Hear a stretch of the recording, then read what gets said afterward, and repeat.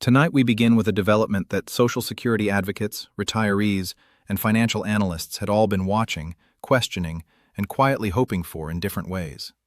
It did not unfold over months of formal legislation or years of open debate, but in the span of just a few days. Days that could influence the monthly lives of millions of Americans. Days that pushed families to revisit their budgets and their long-term plans. Days that reminded everyone once again that Social Security remains one of the most important issues in the country. What Washington reported this week crossed a line that senior advocates have long been urging lawmakers to address. And what the Social Security Administration did next surprised many observers. They responded with figures, with details, and with a timeline. And those figures, starting with $1,330 per month, are now at the center of a national discussion that every American living on a fixed income needs to understand. For months, there had been signs, not formal press statements, not official congressional declarations, just signs that something meaningful was being prepared within the Social Security Administration. The SSA has always been careful, yes, but it has also been deliberate in how it moves. Its updates tend to follow a familiar rhythm, a pattern, almost a formula, shaped by inflation data, wage measurements, and congressional pressure. But what raised concerns in Washington policy circles this season was that the usual pattern suddenly went quiet. Analysts who track Social Security benefit changes know the indicators: consumer price index movement, the annual COLA calculation cycle, congressional hearings on Social Security solvency, and the sudden silence from the SSA public communications team. All of that went quiet. And whenever the Social Security Administration goes quiet before a major update, it usually means something is about to get much louder. Early this week, official sources said they were reviewing what they described as a recalibration of Social Security benefit structures, including a minimum monthly floor amount that had not been seriously discussed in more than a decade. The figure being discussed was $1,330 per month.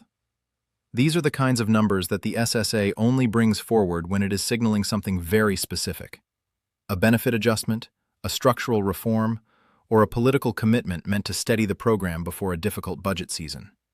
Policy observers were not sure which category this belonged to, or whether it fit all three at once. But what they did know was that the Social Security Administration appeared to be changing its position on minimum benefit levels. And when a federal agency shifts its stance on benefits without extensive public warning, even by a small amount, every advocacy group in America pays close attention. The reaction from senior advocates and financial analysts this week was not routine commentary. It was not symbolic praise. It was not simple rejection. It was urgent, careful, and conditional. Source after source described the $1,330 figure as important, long overdue, and, most importantly, not yet guaranteed without additional legislative action, because hope alone does not change a bank deposit. Advocacy groups did not celebrate blindly. In fact, their response was among the most measured and detailed we have seen in years of Social Security reform debates. Here is what we know.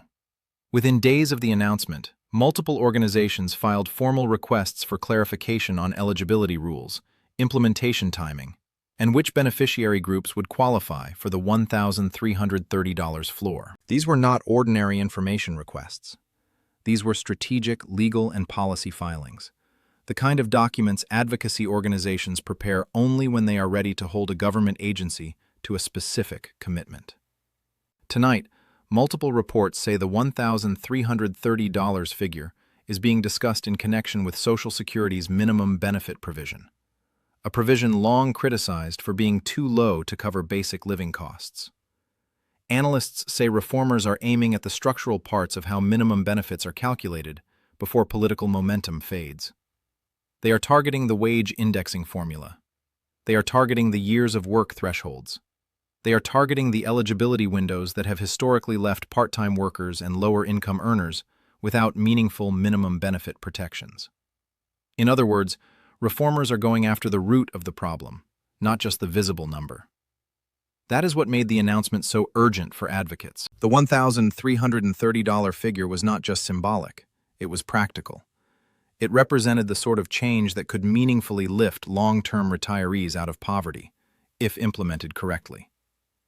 And policy advocates who understood that responded not with celebration but with scrutiny, not recklessly, not with blind optimism, but strategically. They did not demand everything at once. They did not ignore the fine print. They focused on implementation details. They focused on the eligibility language. And here is where the story becomes even more important. Policy insiders now believe the $1,330 figure was meant in part to test the political appetite for broader Social Security reform after years of legislative gridlock. Washington wanted to see whether the public would accept a minimum benefit floor or demand more. But instead of passive acceptance, the opposite happened. Retiree groups, disability advocates, and financial security organizations did not simply applaud. They issued detailed responses so precise and so technically grounded that even federal officials took notice. It is not easy to get Washington's attention on Social Security details. But this week, the advocacy community did exactly that. Economic analysts speaking with policy publications described the $1,330 discussion as a trial balloon, a way to measure how much reform the political system can absorb. But advocates showed this week that they remain both informed and determined. Their responses were not only factual, they were timed so carefully that every major media outlet covering retirement policy had to pick up the story. That timing matters because it shows something important. The advocacy community is not merely reactive, it is proactive. It is not waiting for changes to happen to it. It is actively shaping what those changes look like. As reports continued throughout the week, we learned more about the scale of what is being proposed. Advocacy coalitions carried out coordinated media campaigns, forcing the SSA to respond publicly to questions about implementation timelines. Legal organizations targeted language in the minimum benefit statute that had remained untouched for nearly 2 decades. Independent financial analysts, working across multiple states, reportedly reviewed the local cost of living impact of a $1,330 floor in high-cost versus lower-cost regions. This was not just a number being floated. This was not just political posturing ahead of an election cycle. This was a structural policy conversation. This was a fight over implementation. And implementation is the one thing that separates a good idea from a real change in someone's monthly bank deposit. For every improvement reformers have made on the surface, there have been complications underneath that have slowed real progress for the Americans who need it most. Remember, Washington once believed the original Social Security minimum benefit was generous enough. They believed cost of living adjustments alone would protect seniors from poverty. They believed the existing minimum benefit structure, last updated significantly decades ago, would be enough to handle modern rent prices, healthcare costs, and grocery bills. Tonight, the exact opposite reality is on display. Millions of long-term beneficiaries are receiving monthly payments that fall below what a single person needs to cover basic expenses in most American cities. Millions of retirees who worked their entire lives are seeing their fixed income fall further behind inflation each year. And millions of Americans who are still working are watching this debate and wondering whether Social Security will still matter by the time they need it. What makes this moment so significant and so politically charged is that the $1,330 discussion came at a time when Congress is under intense competing pressure. Fiscal conservatives want spending limits and no benefit expansions. Progressive lawmakers want a full Social Security overhaul with much higher minimum payments. AARP and senior lobbying organizations want firm commitments with enforceable timelines. Disability rights groups want the minimum benefit floor extended to non-retirement SSI recipients as well. The Social Security Administration is balancing all of these demands while also managing a projected long-term funding gap. And when agencies working under that kind of pressure make sudden announcements, they are not doing it from a position of total strength. They are doing it because of public expectation. They are doing it because an aging population is voting and paying close attention. The official guidance circulating through policy circles this week was not routine administrative language. It was designed to signal that the federal government is not willing to let Social Security minimum benefits become a poverty trap for America's most vulnerable retirees. Officials said clearly that the existing minimum benefit structure is inconsistent with the economic realities facing today's retirees. That is careful bureaucratic language, for what we have been paying people is not enough. and we know it. You do not usually hear that tone from federal agencies unless something serious is about to change, or unless political pressure has made silence more costly than action.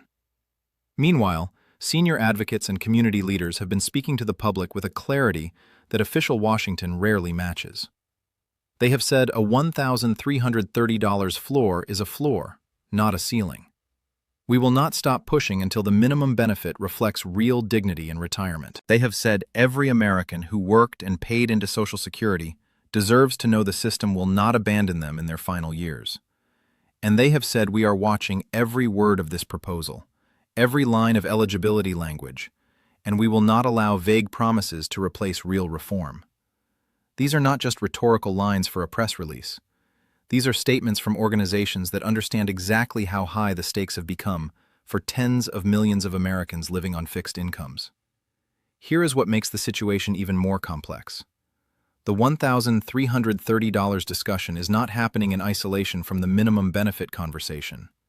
Multiple states have also begun reviewing supplemental benefit programs designed to close the gap between federal Social Security minimums and local cost of living realities. Disability advocacy groups have formally requested that any minimum benefit reform explicitly include SSI recipients, not just retired workers. Congressional budget analysts have increased pressure on the SSA to provide a 10-year implementation cost estimate for a $1,330 floor, a figure that has not yet been made public. All of this is unfolding within the same compressed political window. When several policy pieces move at once in Washington, it usually means something larger is underway, and the outcome will affect far more Americans than just those currently receiving the minimum benefit. Policy analysts are now considering several possibilities for what happens next. One is that the $1,330 figure becomes codified into legislation as a hard statutory minimum, giving it the permanence and protection that a simple policy announcement cannot provide. Another is that it gets folded into a broader Social Security reform package, where it could either be strengthened or quietly reduced, depending on the final negotiated language. A third possibility, the one that worries advocates the most, is that the announcement serves mainly as a political signal ahead of an election cycle, with no concrete implementation timeline and no binding legal obligation to follow through. But today, advocacy organizations have taken that last card off the table, at least in the public narrative. They did not accept vague assurances. They did not step away from the details. They did not allow the conversation to remain abstract. They demanded specifics, and they are not stopping until they get them. What we are watching now is a test of political will. Washington wants to see whether the public will accept a minimum benefit announcement as a substitute for a guaranteed minimum benefit. Advocates want to show that the American retirement community is too informed, too organized, and too experienced with legislative disappointment to be satisfied with anything less than enforceable action. Congress wants to avoid a political crisis over Social Security before a major election, and the Social Security Administration wants to avoid a credibility crisis if the $1,330 figure is announced, celebrated, and then quietly never implemented. Tonight, we have heard from policy insiders who are now closely watching the legislative calendar for any Social Security reform vehicle that could carry the $1,330 minimum benefit provision into law. They say the window for action is narrow, and it could close within the next legislative quarter if political priorities shift. They say any delay beyond the current session significantly raises the risk that the announcement becomes another forgotten promise in Social Security's long history of near reforms. And they say the SSA's choice to publicly attach a specific dollar amount, $1,330, to the minimum benefit discussion is likely part of a broader strategy meant to make inaction politically expensive for any lawmaker who later votes against it. But the advocacy community is not waiting passively. In fact, the advocacy community is actively building public pressure, media attention, and legislative relationships designed to turn this discussion into law. Their response this week, organized, specific, and carefully timed, sent a message to Washington that the public is paying attention. And it sent a message to every retiree in America that someone is fighting for the details, not just the headline. As the weeks ahead unfold, we expect more details to emerge about the exact eligibility thresholds, implementation timelines, and legislative vehicle that could carry this change into permanent law. But what we do know tonight is that the conversation is serious. It raises the financial floor for millions of Americans who have spent their lives contributing to a system they trusted to protect them. It puts political pressure on lawmakers who have historically avoided hard commitments on minimum benefit levels. And it creates a public record, a documented figure that advocates can use to hold Washington accountable in the months ahead. What happens next will depend entirely on whether this discussion is followed by legislation or followed by silence. If lawmakers act, this moment will be remembered as the turning point when Social Security finally began to catch up with the real cost of American retirement. If they delay, advocates have already shown they are not walking away. They are not satisfied. They are ready to respond. And tonight, for the first time in years, the Social Security minimum benefit debate has a number attached to it that the public can actually hold on to. Washington is quiet. Too quiet. And when Washington is quiet after an announcement like this, it means they are watching. Watching to see whether the public notices, whether the pressure holds, and whether advocates blink first. Because tonight, Washington learned something it has learned before, but needs to be reminded of again. America's retirees are not an afterthought. They are not a line item to be managed, and they will not be pacified by announcements that never become policy. This story is far from over. But tonight, one thing is crystal clear. The $1,330 figure is now part of the record, and advocates will not let Washington forget it. The fight for a dignified Social Security minimum benefit is active, organized, and louder than it has been in a generation. And every American counting on that monthly check deserves to know that someone is fighting for every single dollar. We will be here, watching every detail as the next phase unfolds.